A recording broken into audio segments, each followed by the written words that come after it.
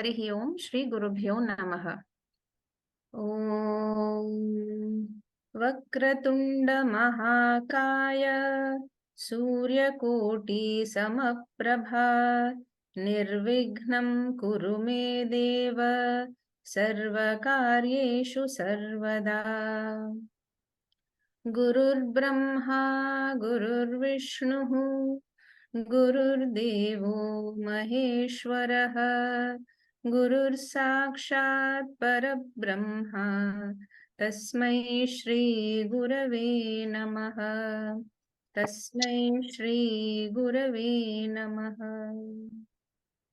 Namaste and a hearty welcome to one and all for today's 9th session of our gift series, Gita for Inner Freedom and Transformation. January 17th is Guru Gobind Singh Jayanti. Let us recollect the greatness of this revered Guru today. In 1675, the Kashmiri Pandits asked Guru Tegh Bahadur to protect them from the oppression of Iftikhar Khan, the governor under the Mughal Emperor Aurangzeb. Tegh Bahadur accepted to protect the Pandits, so he revolted against the cruelty of Aurangzeb. He was summoned to Delhi by Aurangzeb, and on arrival, Tegh Bahadur was asked to convert to Islam. Tegh Bahadur refused to do so, and he was arrested along with his companions. He was beheaded publicly on November 11, 1675 at Delhi. His son was Guru Gobind Singh. He was the 10th and the last Sikh Guru who founded the Khalsa, the military brotherhood of the Sikhs. He was born on 22nd December 1666 in Patna, Bihar as Govind Rai. He became the leader of the Sikhs at the tender age of 9 after his father, Guru Tegh Bahadur, was executed. He fought against the Mughal oppression and established a new order of Sikh warriors. He also composed many hymns and wrote the Dasam Granth, a sacred scripture of Sikhism. He died on the 7th October of 1708 at Nanded, Maharashtra, after being assassinated by a Mughal governor's son. Let us now learn about the 5 Ks of Sikhism. Guru Gobind Singh commanded the Sikh to wear 5 items at all times. These are the Kesh, Kangha, Kara, Kachera, and Kirpan. The oath towards the 5K symbolizes the person's complete and undivided dedication and devotion to the Supreme. The uncut hair, symbolized by the Kanga, points towards the natural state of human beings. The Kirpan symbolizes one's complete surrender of the ego to his or her Guru. It is said to be the sword of knowledge that cuts the deep roots of a person's ego. Kara, on the other hand, suggests the renouncing of falsehood and practicing universal love. The circular geometry of the Kara also symbolizes the eternal nature of God. On this inspirational note, we begin today's gift class. We shall cover verses 59 to 63 from the 2nd chapter, where Lord Krishna will explain about the Pancha Gnanendriyas. These verses will be presented by Dr. Komal Prasad, Dr. Shobha, Miss Vindhya, Dr. Ashwini, and Srimati Vani Bhaskar. We shall commence with a brief introduction to the topics of the day by our revered Guru, Dr. Timmappa Hegde sir. Over to you, sir. Thank you, Panaga. Sadashivasamarambham Shankaracharya Madhyamam Asmadacharya Paryantam Vande Guru Paramparam. Om.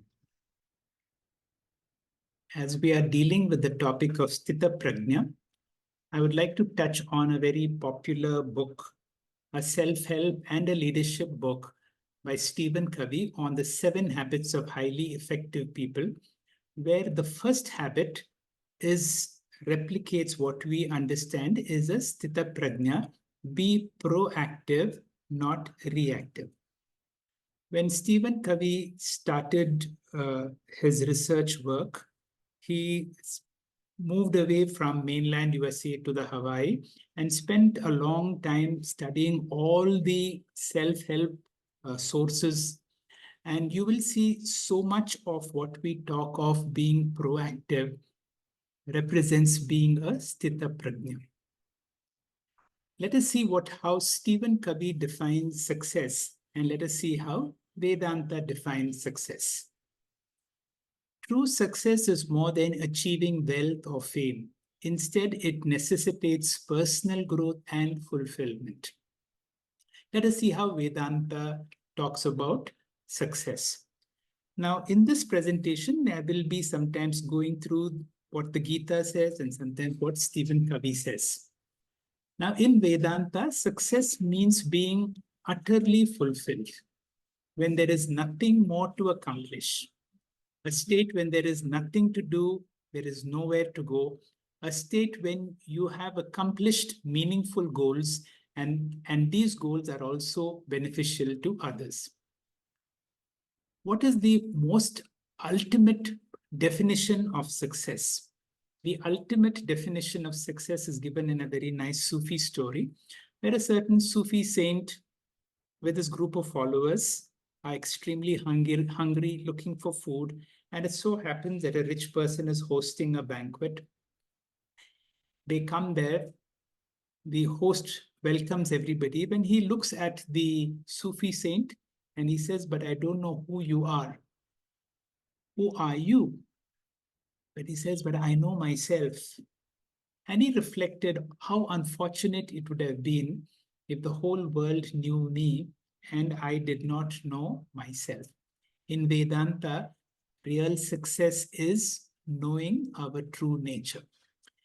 With this, we will look at a redefinition of success in that we accomplish something that makes us happy, something that makes us utterly fulfilled, a goal that will benefit not only us but benefit also. Stephen Covey calls this win-win. And in Karma Yoga, this is called any form of sattvic karma where I benefit but others benefit also, and an action which we enjoy doing. Another term which has been popularized by Stephen Covey is called private victory precedes public victory. Now, this is a text done for people who are going to be potential leaders, which means before you become a leader of a large number of people, can you first have the ability to master yourself? And master yourself really means mind mastery. He begins by giving a story from his own experience to illustrate a psychological term called paradigm shift. He was traveling on a New York metro on a Sunday morning when there were very few people in the train. Few people sitting by the window by themselves reading newspapers, until at one station a man comes with four small children, and the moment these children come, the atmosphere in the compartment changed because the children were very unruly, very noisy, disturbing all the people. And Stephen Covey was sitting just next to the man, and the man didn't seem to be doing anything about what is happening. He controlled himself, and when the things were going really bad, he looked at the man and said, "But I think you should do something about your children." The man suddenly woke up as if he was dazed. He looked into the eyes of Stephen Covey and he said, "I think I should do." But then when he saw some compassion in the eyes of Stephen Covey, he decided to share what was bothering him. He said, "I got the news this morning that my wife died in hospital. We are on the way to the hospital to see her body. I have not had the courage to break the news to my children. I'm just wondering how I'm going to handle all this." Now, see the paradigm shift or the change in your attitude to that person. Now, the situation in the compartment has not changed. The children continue to be unruly.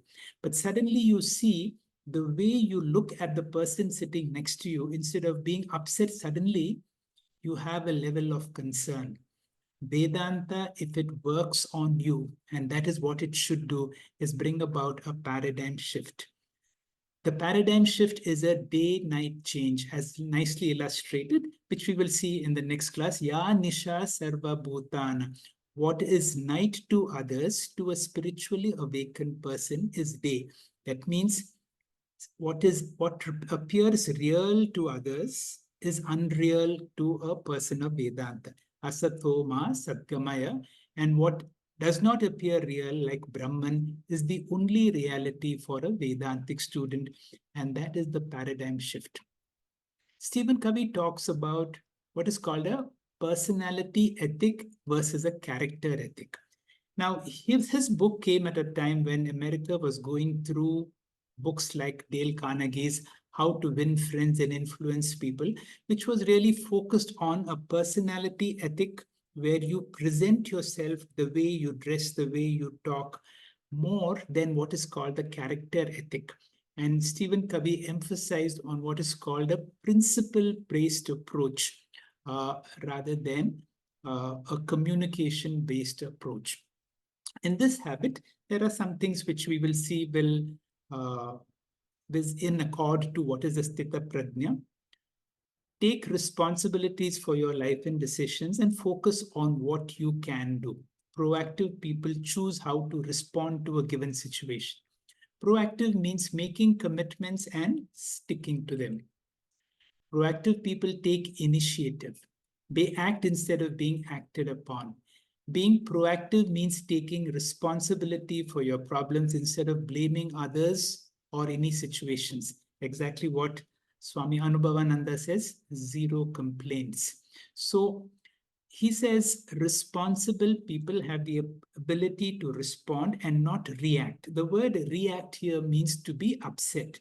Even in an upsetting situations, he says we have to be proactive. That means I know the situation is very upsetting, but I take a moment to settle my internal upset and act in a very responsible manner. And this comes from the way you see and the way you think, the way you speak. Replace reactive language with proactive language. And languaging is so important. It is instead of saying he makes me so mad, a proactive person will say, I can control my own feelings. He brings the concept of what is called the circle of concern and the circle of influence.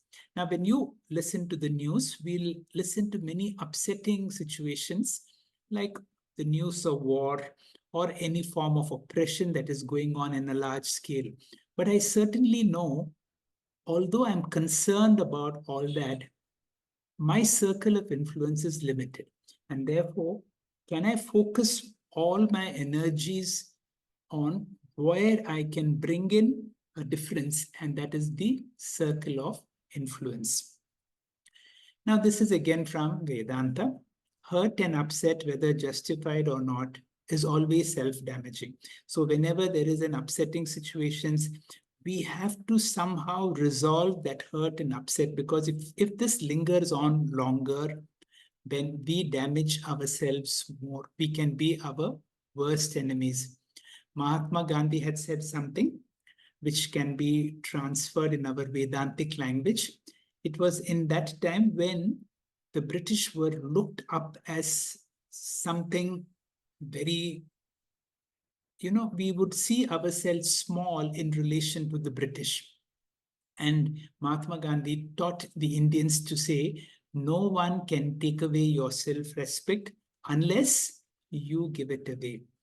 Vedantic teachers have used this powerful teaching of Mahatma Gandhi to say, no one can make you upset unless you give permission to the other person to make you upset.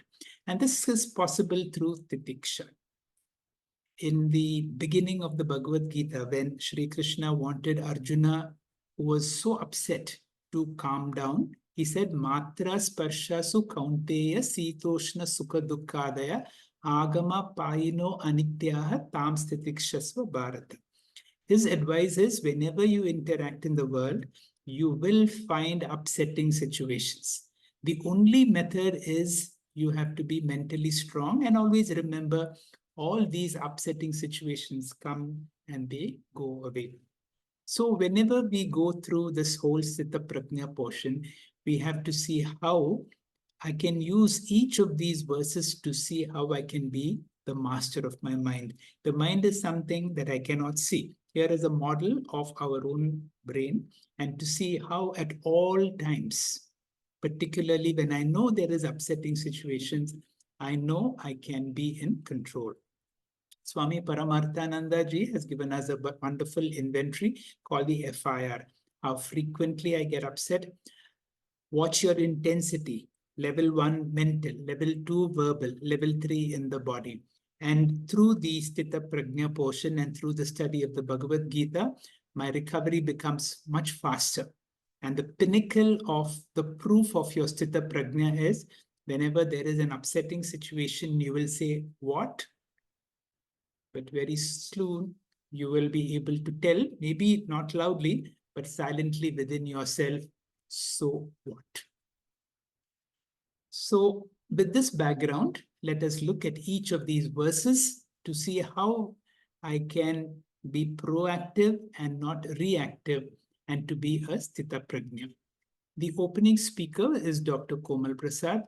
Dr. Komal Prasad, please. Om Shri Gurubhyo Namaha. Verse 259. 59th verse of second chapter goes like this. Vishaya vinivartante niraharasya dehinaha rasavarjam rasopyasya param društva nivartate. We saw that the Vedantic idea of success for a person, and we are all conditioned by now for this, that the success means attaining self-knowledge, knowing oneself. But we have to always remember that knowledge is intellectual in nature, and it is not enough if one gains self-knowledge. Because the next step is to get it converted into an emotional strength, which will be useful for us in our day-to-day lives. Without this conversion, my emotional personality will remain as fragile as ever. Knowledge will remain in the intellect, but mind will continue to be vulnerable for situations. How to convert this self-knowledge to emotional or mental strength? How to become a prajna to sthita prajna? So that's the focus of the verses in this section of second chapter. Here, Sri Krishna dwells with three sadhanas. The first one is nididhyasana, constantly dwelling upon the teaching. And second is indriya nigraha, regulating the sense organs. And third is manonigraha, regulating the thought process. So these are the three sadhanas for a prajna to become a sthita prajna. That's the journey. In verses 58 to 61, it's about sensory regulation. We saw how we should withdraw our senses like how a tortoise does by withdrawing its limbs in verse 58. Now in verse 59, Sri Krishna talks about sensory regulation in further. He says that addiction for anything can be of two types. One is sensory addiction and second one is mental addiction. Mental addiction is deeper than sensory addiction. Therefore, even if a person gives up sensory addiction, but still mental addiction, that craving, yearning, lingers on for some time. Like this boy, he is making a serious attempt to resist the temptation to have this jalebi. But you can see his face that he still has that yearning, he wants it. This abstinence is not enough. Now he is making a positive effort to avoid it. Even like alcoholics, so when they try to stop alcohol, that kind of yearning will still remain. So even after removing the sensory addiction, one way is to abstain, get out of that situation. But is that enough? If we have that, if the mind has that weakness, Vishaya vinivartante, when the sense organs are taken out, still the person is free. But rasavarjam, except that fondness, except that mental fancy for the object which remains in the mind. So it's not complete.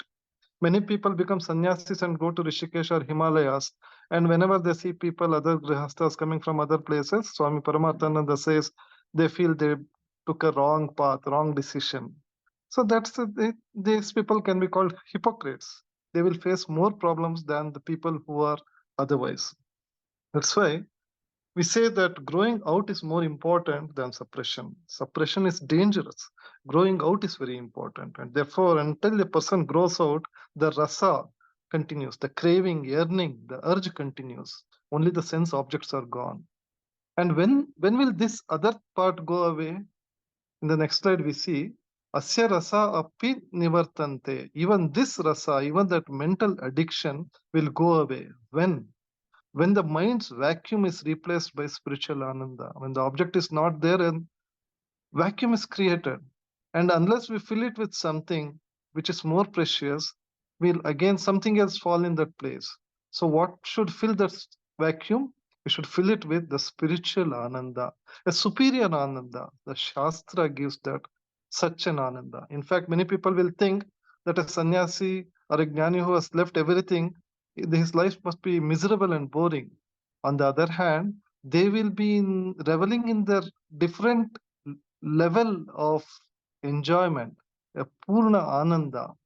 Okay, that's brahmananda. So param društva, when para darshana happens, when atma jnana happens, when the dridhikarana happens inside, when spiritual knowledge is well assimilated, he gets the joy, and other worldly pleasures gets insignificant. As this boy, he is relishing the jalebi. It's not like he is just throwing it away, but he is enjoying in his own world, which is like param društva. He is seeing the virtual world in his mobile, and he is enjoying in that world. He is not totally neglecting or avoiding that happiness which comes coincidentally by eating this jalebi which is on the other side. But mind you, if you take out this plate of jalebi from his friend, he will not even bother, he will not even notice, because he is so deep inside that ananda, and that yearning for jalebi has gone away, it has become insignificant. So that's why it does not mean when you are in that level of brahmananda, it's not to be taken that they won't be happy. So in worldly occasions, definitely they will get the normal people's ananda too. So this is the difference. So when this total fancy for the object goes away is only when that vacuum in the mind is filled by this brahmananda. Even this fancy for this objects will drop off after knowing the supreme paramananda. So that is rasopyasya param društva nivartante. So the other part will also go away. So then the person will become sthita prajna. Thank you very much. Thank you very much, Dr. Komal. Again, very lively slides which convey exactly what you want to say. And our whole objective, as you said, is to be able to convert our spiritual knowledge into emotional strength. And the three sadhanas is sense control, mind control, and more importantly, nididhyasanam. Now, as you given rasa varjam, that means now the problem is now there in the mind. And the mind can be very, very powerful. And the only way is, the key is param drishtva. And we will see more of it in the subsequent verses. Dr. Shobha, please. Shri Gurubhyo Namaha. In a Sthira Prajna person, spiritual knowledge has become wisdom. Such persons will be emotionally very strong, and they are not easily disturbed by place, situation, raga, dvesha, arishadvargas like kama, krodha, etc. And Vedantic knowledge becomes practically useful only when it is assimilated. And this process of assimilation needs various disciplines. One among them is Dhamma or Indriya Nigraha or sensory discipline or intelligent use of sense organs. What is the purpose of sensory restraint? The sense organs are like doors through which mind comes in contact with the external world in the form of sound, sight, smell, taste, touch. And even our day-to-day transaction needs sense organs. Hence, we can't suppress the sense organs, but we have to give the guidance to the sense organs. And it is very much needed for the healthy society. In the spiritual journey, it has to be started very early in the course at the Karma Yoga level itself and to be continued throughout the journey, be it Shravana, Manana or Nididhyasana. If sensory discipline is not observed, then following dosha can happen, which is described in the verse. Yatato hapi kaunteya purushasya vipaschitaha indriyani pramatini haranti prasabam manaha. O Arjuna, Indeed, the powerful sense organs forcibly carry away the mind of even a wise man who is striving. The sense organs are very powerful. Next slide, sir. And be it in an ordinary person or a Vedantic student, they are difficult to control. They are compared to churning rod here, Indriyani, Pramatini, and we have 5 churning rod, that is 5 sense organs. As churning rod churns the curd into butter, these 5 churning rods churn the mind violently into various disturbances. So some person may see something and either may get disgusted or he wants to see it often. Here, eyes are churning the mind. Similarly, we get disturbed by some people's word, which we tend to remember lifelong. Here, ears are churning the mind.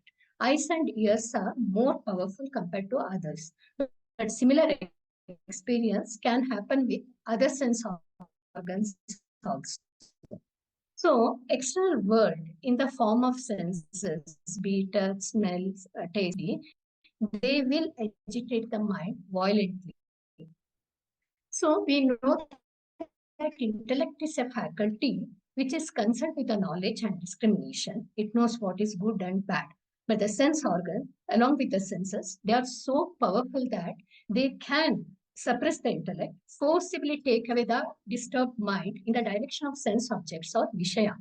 And even a spiritual seeker or Vedantic student who has not yet become the Jnani, here it is described by the word Vipastita Purushasya, who has discriminative knowledge and who knows about Atma, Anatma, importance of Dhamma, Sadhana, Chatushtaya, Sampat, etc., and who is also practicing self-control, yatataha, who follows the spiritual discipline, who studies the scripture, who is alert, can be a victim of senses if he is negligent for a moment. And various examples are given in the scripture, one being Sita, who is a knowledgeable person, getting attracted to the golden deer, which represents the sensory attraction. And in spite Rama was with her, Rama represents Brahmananda. Then whole Ramayana happened. Then what happens with this disturbed mind? So this disturbed mind in turn takes away the person from the Vedantic teaching or Atmajnana, and thus the process of Nididhyasana is hampered. So Bhagwan advises here to avoid violent emotional turbulence by intelligent use of sense organs through discipline. So especially it has to be done till one becomes jnani. Then coming to the conclusion, sense organs are very powerful and they are difficult to control and they have to be guided properly. It should not be suppressed and it is a continuous process throughout our life. And this verse tells in a positive way, don't get discouraged or demotivated with the failure. Keep trying with the effort. And one word of caution is be alert. Be alert to the sensory operations in the form what we hear, what we see, what we smell. Shri Guru Bhyo Namaha. Thank you. Thank you very much, Dr. Shobha, for a very clear and a nice presentation with very strong conclusions at the end of the verse that we have studied. And the most important word that we'll take is be alert. As in the Bhajagovindam, he says, Kuru avadanam, mahat avadanam. Be alert all the time, because at any time we can fall. Just like when you're walking on any uncertain terrain, you are very careful that you don't slip and fall. So too, our sense organs are so strong. Even a person, vipaschitaha, that means a person who has spiritual knowledge, who has a certain amount of sensory regulation, can never know when the powerful sense organs can forcibly take a person away. Verse 61 will be explained to us by Vindhya. Vindhya, please. Shri Gurubhyo Namaha. Tani sarvani samyamya yukta asita matparaha vasehi yasyendriyani tasya prajna pratishtita. Having restrained all those sense organs, the self-controlled should remain committed to my pursuit, because the knowledge of that person whose sense organs are under control, becomes firm. So, what is Krishna trying to do here? He explains why we are unable to make time for studying the scriptures, and he teaches us how to make time. He also introduces us to this second discipline, which is Nididhyasanam. So, as you can see in the second slide, Doctor, you are constantly bombarded with a lot of advertisements, right? In today's world, it's a 24/7 world where we constantly have app notifications on our phone from work, from our social gatherings, from family life, from different advertisements that we're interested in. And these are all trying to gratify our sensory organs. They're trying to create an overstimulated environment and distract us from Atma Dhyanam or Nididhyasanam. So, in the process, we have become slaves of our sense organs and are immediately being gratified without any kind of control. So, what you need to remember is that you are the master of your sense organs. Discipline and self control is required to regulate our indulgence in external pleasures. If you can see the advertisement on the right side, it says, "Today, don't look anywhere else." It's an ad trying to enslave you to say you should see here. But you, if you are in control of your sense organs, then you will make the right choice of what to look at, what to indulge in, and what not to. So, regulate but not suppress. Suppression means forcefully foregoing certain pleasures. For example, you like sweets, but you force yourself never to eat sweets because it's considered bad for you. But instead, if you had developed the discipline of regular exercise and a healthy diet every day, then a sweet or two once in a while would not harm you.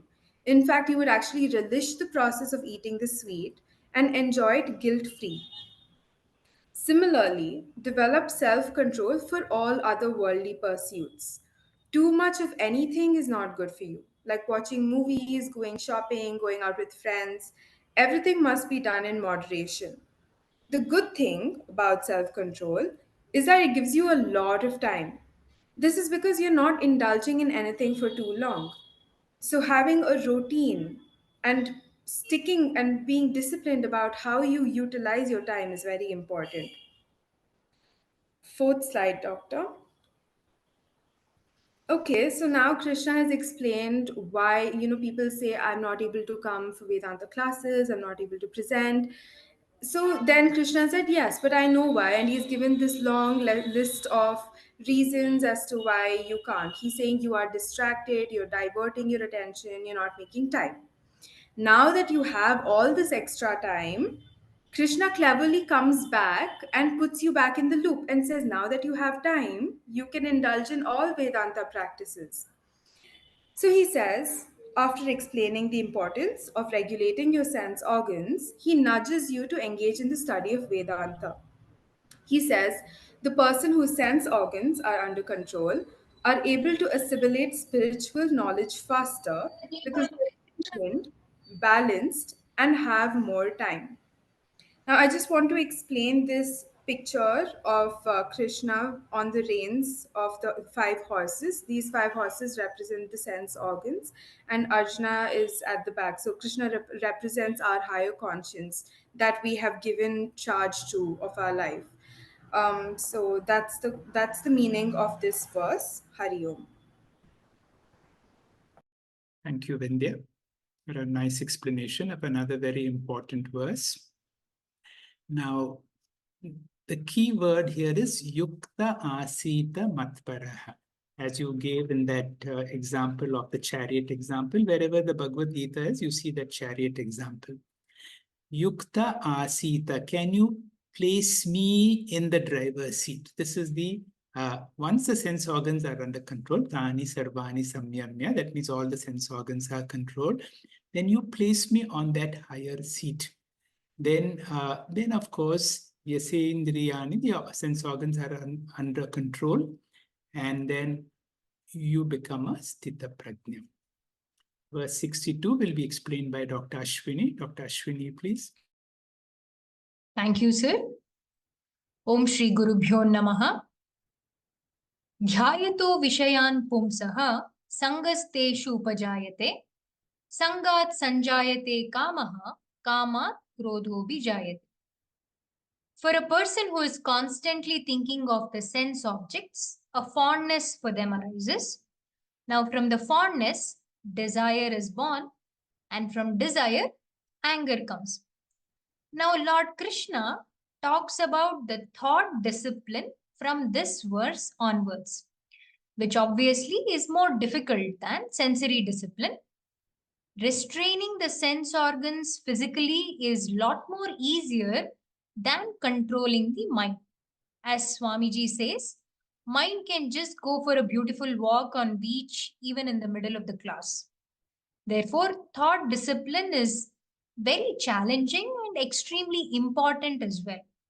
It's called samaha or manonigraha. Also highlighting importance of mind discipline, Lord Krishna says, if the mind is let loose, it causes only damage. And how does the damage occur? Though one practices sensory discipline, things do enter our mind. Even when we move away from objects, mind can still dwell upon objects. And this is called Vishaya Dhyanam. Next slide, sir.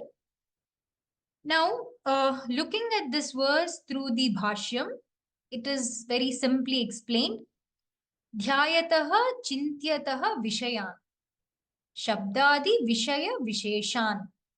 Alocyataha pumsaha purushasya sangaha asaktihi pritihi teshu vishayeshu upajayate.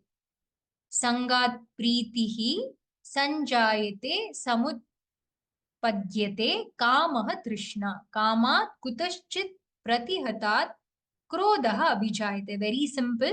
Vishayan, that is means. Shabdadi vishaya visheshan. Varieties of sense objects in the form of Shabda, Sparsha, Rupa, Rasa, Gandha, representing entire Anatma Prapancha. Every member of family also come under this Anatma Prapancha. So our own physical body too. Hence, worrying about any one of them also comes under Anatma Prapancha. Here, the word Vishesha means types of Anatma, both Chetanam and Achetanam. Now, Chintyataha is Alocyataha or Gyayataha is Chintyataha, which means repeatedly dwelling upon objects. Now, Pumsaha or Sadakaha is one who has done Shravana Manana Nididhyasana Abhyasa. So, Purushasya Yate Sangaha. Sangaha is Asaktihi or Pritihi or liking for objects. It arises where? It arises in Teshu Vishayeshu. A liking develops with regard to objects. Swamiji mentions about Shobhanadhyasaha, which was written by Madhusudana Saraswati, which means objects that are seen as a source of joy and comfort. Now, so fancy for the objects gives rise to what? Kamaha. And kamaha is desire to possess the object or holding on to the object. Now, trishna is craving or this fancying when it gets converted to passion. What happens then? From kamaha, kamat, krodho abhijayate. Now, this desire gets converted to anger. And especially when it is obstructed by someone. It generates anger when it is obstructed by someone. So what happened to the fulfilled desires? Fulfilled desires lead to lobha. Kamat, lobha abhijayate, which means the fulfilled desires lead to more and more. Lobha is greed for more and more. And the unfinished desires lead to anger. Therefore, kamaha generates both lobha and krodha. So, intensity of anger is directly proportional to the intensity of desire. Now, fall of a person are mentioned at 4 levels here. One is Vishaya Dhyanam, one is Sangaha, one is Kamaha, and Krodhaha. Vishayan dhyayatah pumsaha, Sangaha upajayate, Sangaha Kamaha sanjayate, Kamat Krodhaha abhijayate. Hari Om, Shri Gurubhyo Namaha. Thank you, sir. Thank you very much, Dr. Ashwini, for another very nice explanation of this verse. 62 and verses 63 are usually taken together, which shows where Shri Krishna very powerfully says how our mind can be the cause of our downfall. And that's why Mano Nigraha is so important. Dhyayate Vishayan Pumsaha. And from that, it leads to one to another. Now, how important, therefore, is Nidityasanam? This understanding should come to us repeatedly. Why? Because all of us have very strong vasanas. Vasanas are the tendencies which have come from our past experiences, some of them in this life, some of them maybe even in our previous life. And these vasanas can overrule our sense organs, overrule our mind. And that's why dwelling on the teaching, which tells you that your Purnatvam does not come from certain objects, certain situations, or certain persons. I am Purnamada Purnamidam. That is what this teaching should give you. We will listen to Vani, who will explain verse 63. Vani, please. Hari Om, Shri Gurubhyo Namaha. So in the verse 62, Krishna points out, if Mano Nigraha is not practiced, even a person who has done Shravana and Manana can have a spiritual fall. Technically, the spiritual fall, he termed it as Arudhapatitvatvam. So Krishna presents this Arudhapatitvatvam in 8 stages. The first 4 were explained by Dr. Ashwini. So we'll go to the next verse. Krodhat bhavati sammohaha, sammohat smriti vibhramaha, smriti bhramshat buddhinashaha, buddhinashat pranashyati. So the meaning of this verse is, from anger arises delusion, and delusion results in the loss of memory, and loss of memory results in the loss of discrimination. And because of loss of discrimination, the jiva perishes. So sammohaha means delusion, smriti vibhramaha is forgetfulness of shastra, buddhinashaha means loss of discrimination, and pranashyati means perish. So krodhat bhavati sammohaha, avivekaha, karya akarya vishaya, krodho hi sammudaha san gurumati akroshati. So Bhagavad Pada Shankaracharya explains in his Bhashyam, out of anger comes delusion. But this delusion is regarding what? So the delusion is regarding the dharmic action, what to be done, and the adharmic action, which is to be avoided. Since a person loses the viveka, that is, he's deluded, Adi Shankara says, a shishya may get angry with the guru and even shout at him. This indicates the height of anger. Next comes sammoha smriti vibhramaha. Shastra acharya upadesha sahita samskara janitayaha smrite syad vibhramaha bramshaha smriti utpatti nimitta prapto anutpattihi. So we saw that krodha, that is anger, because of anger there is delusion, or it covers a discriminating knowledge. So at this point, if one can remember the Shastra and Acharya Upadesha, then he can bounce back and not fall the spiritual ladder. If Shastra Smriti does not come to his rescue, then there is a next level of fall. That is Smriti Vibhramaha. Smriti Vibhramaha is forgetfulness of Shastra. Acharya Shankara in his Bhashyam explains, Anubhava or experience produces samskaras or vasanas, and which produces smriti or memory. So every Anubhava produces a samskara or vasana which is stored in the chittam, that is manas, and it is dormant. So it is avyaktam. This vasana gets triggered or activated by a triggering factor. So Swamiji here gives an example. If someone gets you prasadam from Badrinath, and as soon as you hear the word Badrinath, your memory, if in case if you have visited that place, your memory of visiting that place gets triggered. So this triggering can also be by seeing something or smelling. So it can be from any sense organs. This triggering factor, he called it as Udbodhaka. This activated vasana will generate memory. Adi Shankara says, these vasanas are stored and not the memory. So samskara or vasana can never be lost, but it can become feebler and feebler. So Shankara says, Vibramaha Syat is non-generation of memory, but not loss of memory. So when there is a relevant occasion, Guru Upadesha and Shastra must come to our rescue. If it doesn't happen, that person will fall down the spiritual ladder.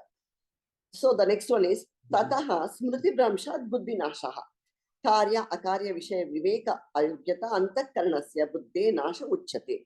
So due to this non-generation of Shastric memory, there is destruction of intellect, that is Buddhi Nashaha.